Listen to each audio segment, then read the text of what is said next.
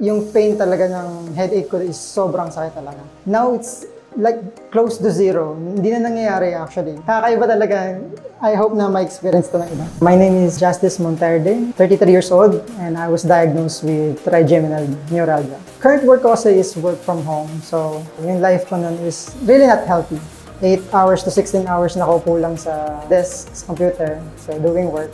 So, siningil na ako ng body ko. Nagkaroon ako ng trigeminal neuralgia. Hindi siya malala, pero it really hurts.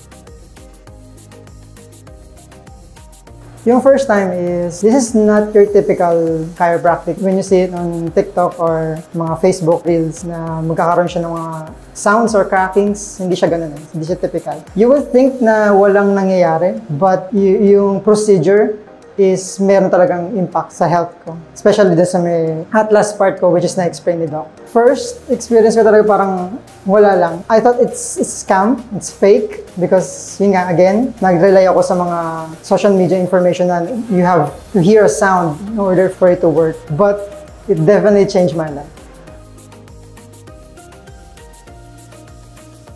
Right now, before kasi yung trigeminal neuralgia is sumusulpot siya. Hindi siya malala, unlike other cases. Like, yung mga severe cases na hindi siya makakain, yung mga toothbrush. Very minimal, pero yung pain talaga ng headache ko is sobrang sakit talaga. Now, it's like close to zero. Hindi na nangyayari actually. After nung repeated na pagpunta ko dito, 10 sessions inabot. So, 6th pa lang or 7th, nagkaroon na ako ng improvement. First, yun talaga akala ko scam. Kasi nag-worse siya, yung pala yung procedure ng pag-heal. So, after nun, I just, nag-hope na lang ako na totoo to. And then, nagpurso ako kasi naniwala rin ako kay Doc. And after 6th, 7th, yun, parang wala na lang. Kakaiba talaga.